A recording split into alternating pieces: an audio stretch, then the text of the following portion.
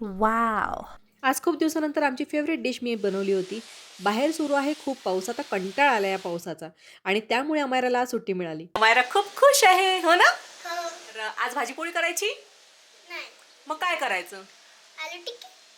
पण घरात चला. चेक केलं तर त्यासाठी लागणाऱ्या काही गोष्टी नव्हत्याच. मग काय बिग बास्केटवरून लागणाऱ्या सगळ्या गोष्टी बोलवल्या. आजकाल ही सुविधा असल्यामुळे पावसात जायचं अजिबात टेन्शन नसतं आणि खरंच देवाने मला खूप गुणीबळ दिलेलं आहे. बऱ्याच कामांमध्ये अमायरा मला नेहमीच मदत करत असते.